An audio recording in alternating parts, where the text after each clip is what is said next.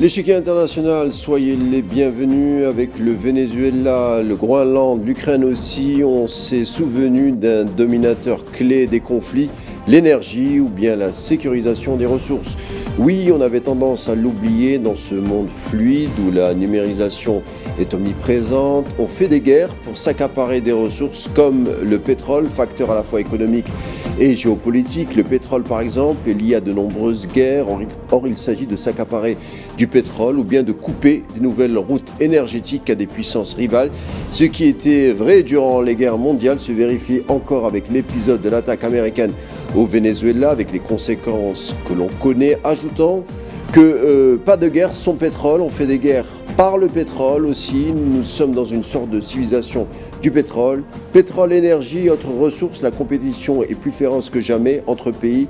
On l'a encore vu ces dernières semaines, on le vérifiera davantage demain et les jours suivants. Enjeu à la fois de sécurité des grandes puissances, mais aussi économique et géopolitique, on l'a dit. Mais quelles sont les nouvelles guerres du pétrole? On en parle tout de suite.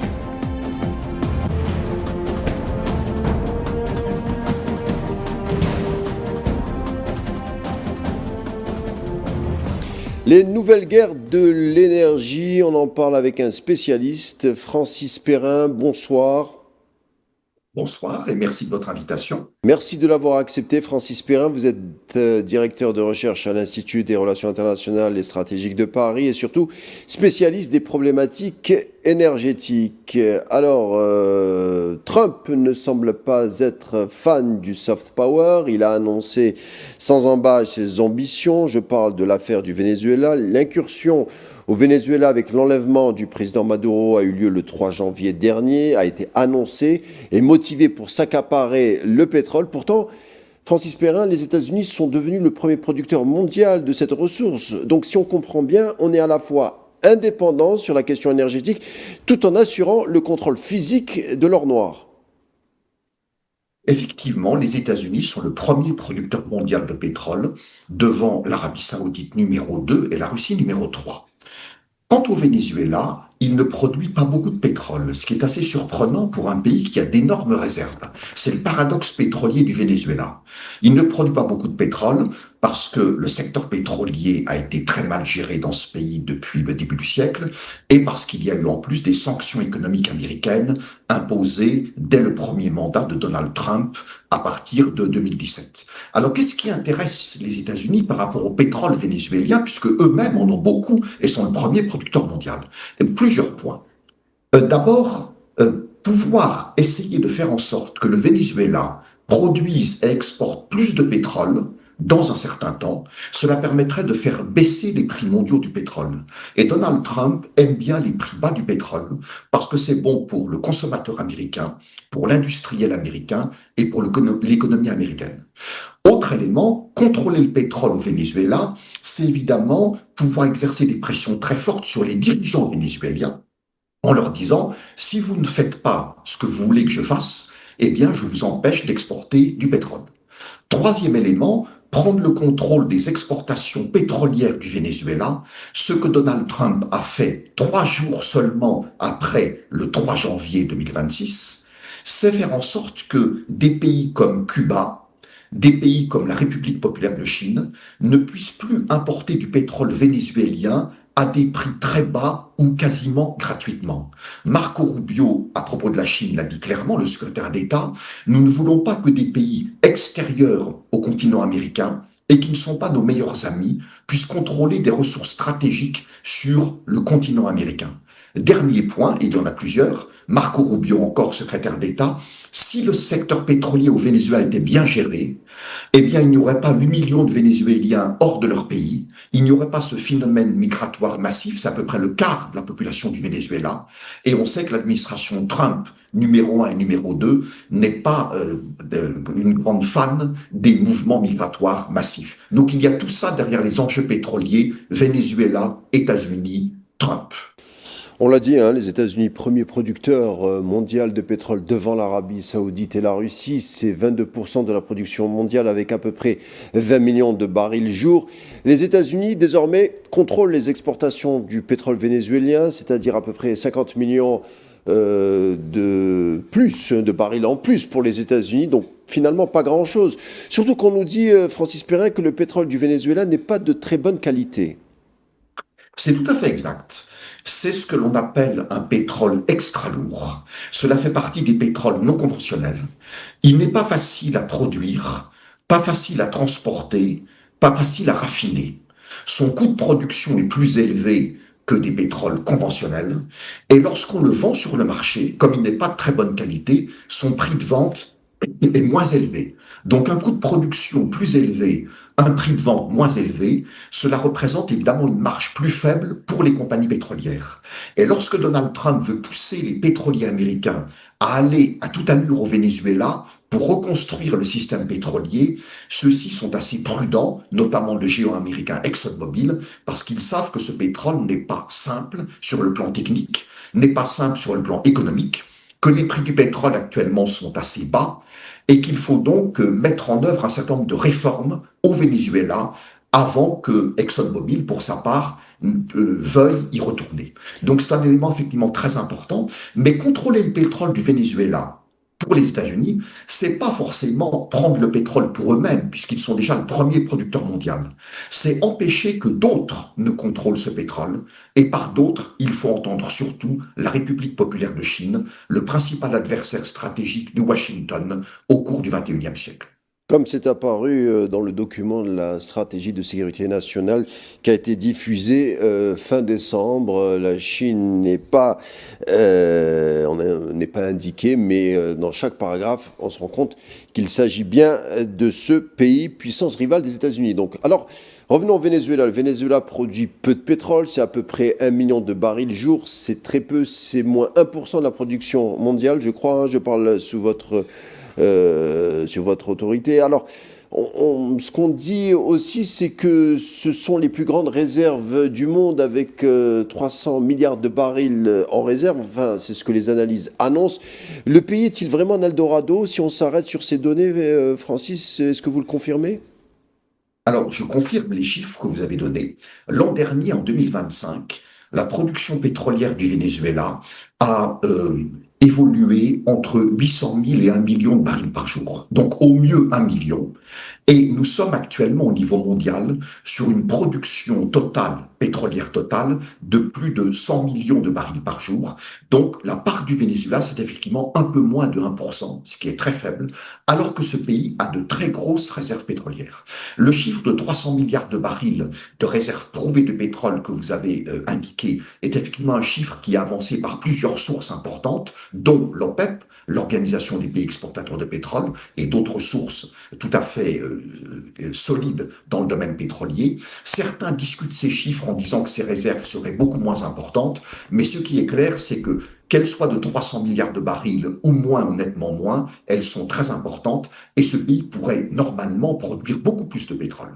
Rappelons qu'il y a environ 25 ans, c'est-à-dire hier en termes historiques, ce pays produisait plus de 3 millions de barils de pétrole par jour.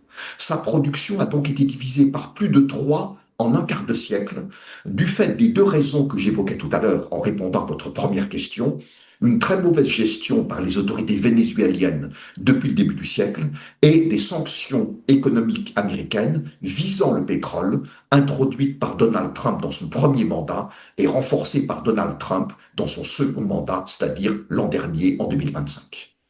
La question du pétrole, il en a été beaucoup question ce début d'année 2026 avec l'enlèvement du président Maduro, mais aussi l'interception des navires, on va en parler. Mais Francis, avec l'enlèvement du président Maduro, on a remarqué que cela n'a pas impacté les prix du Brent qui ont avoisiné 64 dollars à peu près. Hein. On a vu le marché ne s'est pas trouvé bouleversé par cet Vous événement. avez tout à fait raison.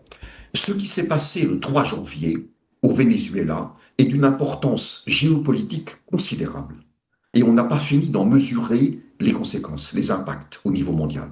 Mais sur le plan du marché pétrolier, la réaction des traders, donc les opérateurs pétroliers, a été très, très calme. le prix du pétrole, vous citiez effectivement le Brent, l'un des bruts de référence au niveau mondial, a peine augmenté. Il a un petit peu augmenté quelques jours après, mais pas tellement par rapport au Venezuela, plus par rapport aux menaces pesant sur la République islamique d'Iran. Autre pays pétrolier et pays plus important que le Venezuela, pas en termes de réserve, mais en termes de production et d'exportation. La production de pétrole de l'Iran, actuellement, c'est à peu près 3 fois et demi au moins celle du Venezuela.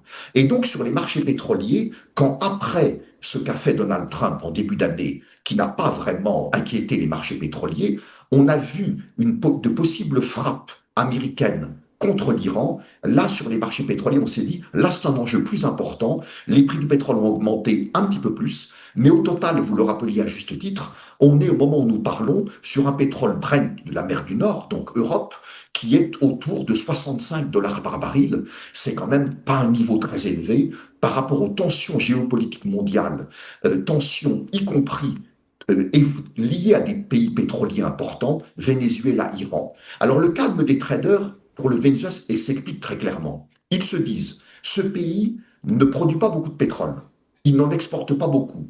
Donc si jamais il a des problèmes pétroliers, c'est pas trop grave, on ne perdra pas un volume important. Deuxième élément dans le raisonnement des traders, et en plus, le marché pétrolier mondial est très bien approvisionné. Nous sommes dans une situation où l'offre pétrolière mondiale est supérieure à la demande du fait de l'augmentation de production de plusieurs pays OPEP en 2025, dont l'Algérie, OPEP, OPEP+, dont l'Algérie un petit peu, et d'autre part, du fait de l'augmentation de production par des pays non OPEP, non OPEP+, qui sont sur le continent américain, États-Unis, Canada, Brésil, Guyana et Argentine.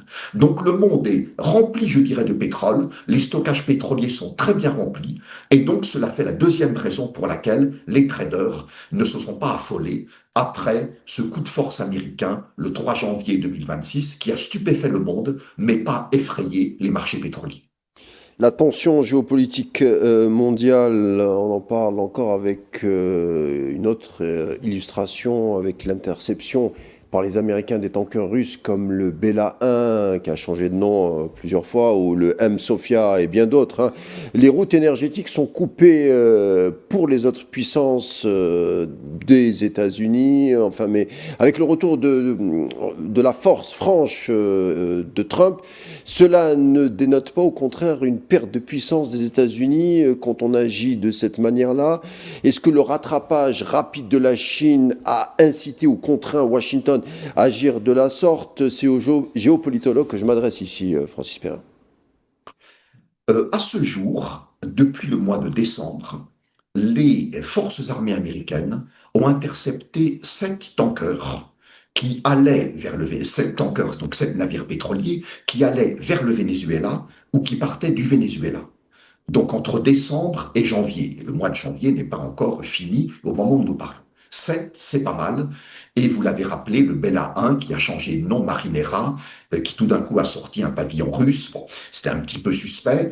Un navire un petit peu après, dont le propriétaire est à Hong Kong. Et Hong Kong, c'est donc la République populaire de Chine. Et on note d'ailleurs qu'au-delà de protestations verbales, ni les Russes ni les Chinois n'ont fait grand-chose de concret pour s'opposer à cette mainmise américaine sur plusieurs navires pétroliers liés au Venezuela, dont des navires qui se réclamaient d'eux. Donc sur le plan, je dirais, du rapport de force, ce qui s'est passé le 3 janvier, ce qui s'est passé un petit peu avant, un petit peu après au Venezuela, a stupéfait le monde entier, à part les marchés pétroliers, comme je l'expliquais, mais le monde entier en termes géopolitiques. Et on se dit, qui viendra sur la liste de Donald Trump après? Rappelons que depuis un an, Donald Trump est revenu à la Maison-Blanche le 20 janvier 2025. Donc cela fait un an et quelques jours. En un an, les États-Unis ont frappé 6 pays différents. Le Venezuela, bien sûr, l'Iran en juin 2025, les houthistes au Yémen l'an dernier également, une fois le Nigeria, la Syrie, des groupes islamistes en Syrie, et la Somalie, là aussi des groupes islamistes. Donc 6 pays ont été victimes de frappes américaines en un an avec le retour de Donald Trump numéro 2. Lorsqu'il est revenu, on s'inquiétait dans certains pays, dans certaines régions, y compris en Europe, de l'isolationnisme américain. Est-ce qu'il n'allait pas se replier sur les États-Unis, grand pays par ailleurs, près de 9 millions de kilomètres carrés, et ne pas s'occuper du reste du monde? Un an après, on voit très bien que l'isolationnisme n'est pas vraiment la politique de Donald Trump II. Et d'ailleurs, une partie du camp MAGA, Make America Great Again, de ses supporters, de ses fans aux États-Unis, s'en inquiètent en disant on aimerait bien qu'il s'occupe plus de nous et moins du reste du monde. Donc c'est une démonstration de force. Il y avait eu celle de l'Iran en juin 2025 avec des frappes contre 3 sites nucléaires en Iran, Natanz, Ispahan, Fordo. Il y a ce qui s'est passé le 3 janvier avec l'enlèvement de Nicolas Maduro et son épouse et leur transfert à New York devant un tribunal fédéral américain. Il y a les menaces sur le Groenland. Il y a eu des frappes visant d'autres pays. Donc clairement, Donald Trump montre qu'il entend s'occuper d'une bonne partie du monde, militairement ou diplomatiquement, ou par des sanctions économiques, ou par deux ou trois de ces options en même temps, et qu'il n'entend pas se retrancher derrière les frontières, pourtant déjà très grandes, des États-Unis, et qu'il espère même, si possible, étendre territorialement les États-Unis d'une façon ou d'une autre. Comme au Groenland, avec les visées sur l'île polaire, alors les États-Unis sont leaders des énergies fossiles, c'est-à-dire pétrole, gaz et charbon. Premier producteur mondial de pétrole, premier producteur de gaz naturel, premier exportateur de gaz et quatrième ou cinquième producteur de charbon. Alors après le Venezuela, il a été aussi question de ressources puisque le Groenland a été dans le viseur du président Trump et d'ailleurs il l'est toujours. Le Groenland et ses fameuses terres rares. L'île polaire n'a jamais eu de production commerciale en raison des réglementations environnementales, mais ces réserves sont devenues un enjeu majeur estimé à 1,5 million de tonnes de terres rares, dépassant des pays comme le Canada ou l'Afrique du Sud. Trump, dès son premier mandat, évoquait déjà le Groenland. Pourquoi est-ce que c'est si important pour les États-Unis, cette fameuse île polaire? Vous avez raison de rappeler que l'intérêt de Trump pour le Groenland n'a pas commencé en 2026 ou en 2025, mais dès son premier mandat. Alors, il n'en a pas trop parlé quand même dans son premier mandat, mais dans son deuxième mandat, depuis un an, il en parle énormément. Maintenant, c'est quasiment tous les 3 jours. Ce qui inquiète beaucoup le Groenland, le Danemark, évidemment l'Union européenne et en partie le reste du monde. Qu'est-ce qui l'intéresse dans le Groenland? Quelle place dans la stratégie américaine? Il y a plusieurs éléments. Il y a bien sûr un enjeu de ressources. Le Groenland est considéré, à tort ou à raison, comme ayant un grand potentiel minier, pétrolier et gazier. Ce potentiel doit bien sûr être confirmé par de l'exploration. Il n'y en a pas tellement au Groenland, c'est très compliqué technologiquement, économiquement, et comme vous l'avez rappelé, il y a aussi des contraintes liées à des réglementations, législations environnementales. Mais le potentiel en hydrocarbures et en mines, y compris les terres rares, est considéré comme très important. Autre élément, là encore, même raisonnement que pour le Venezuela. Contrôler le Groenland pour Washington, c'est l'empêcher d'être contrôlé par d'autres qui ne sont pas nos meilleurs amis, ce qui veut dire en clair Russie et Chine. Donald Trump a dit à plusieurs reprises, le Danemark, l'Union européenne ne sont absolument pas capables de protéger le Groenland, donc il faut que je m'en occupe moi-même, sinon il sera avalé par la Russie, la Chine ou les deux ensemble. Troisième élément, la porte vers l'Arctique. L'Arctique, c'est du pétrole et du gaz de façon en termes de production. Le Groenland ne produit pas de pétrole, pas de gaz, pas de terres rares, même s'il a un potentiel important, mais la région arctique produit depuis des dizaines d'années du pétrole et du gaz, États-Unis avec Alaska, Canada, Russie, Norvège, et ce que l'on connaît est sans doute très inférieur au potentiel. Autre élément, les routes maritimes. Les routes, notamment le passage du Nord-Est, ces routes maritimes qui deviennent de plus en plus faciles ou de moins en moins difficiles avec le changement climatique et l'impact sur la fonte des glaces. Donc il y a plusieurs éléments qui intéressent beaucoup Trump, l'administration Trump, la superpuissance américaine dans le Groenland, d'où une insistance majeure de Trump depuis des mois et des mois, en fait Mhm. depuis des années, mais encore plus depuis des mois, en disant soit je l'achète, soit, si on ne veut pas me laisser l'acheter, eh bien à ce moment-là, je le prendrai par les armes. Rappelons que l'expansion territoriale américaine dans l'histoire s'est faite soit par le dollar, on achète des terres, on achète l'Alaska à la Russie, on achète la Louisiane à la France, on achète les îles Vierges au Danemark, soit par la guerre, notamment historiquement contre l'Espagne, pour étendre le territoire américain. Quelque part, Trump s'inscrit dans cette histoire américaine. Il n'a rien inventé en termes d'expansion territoriale des États-Unis et évidemment guidé par des aspects liés aux ressources, aux routes maritimes et au fait de tenir à distance des pays, notamment Chine et Russie, qui sont ses adversaires stratégiques, la Chine encore plus que la Russie, bien sûr.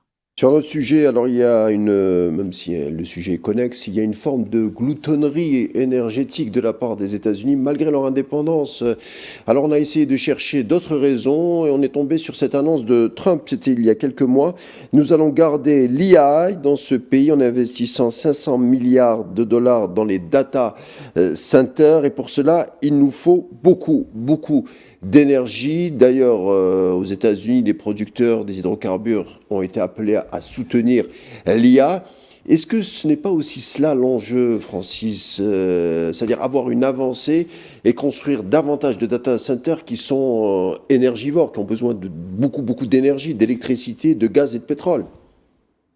C'est un enjeu clé pour l'administration Trump numéro 2. Et on le voit dès le premier jour, dès le retour de Trump, c'est-à-dire le 20 janvier 2025.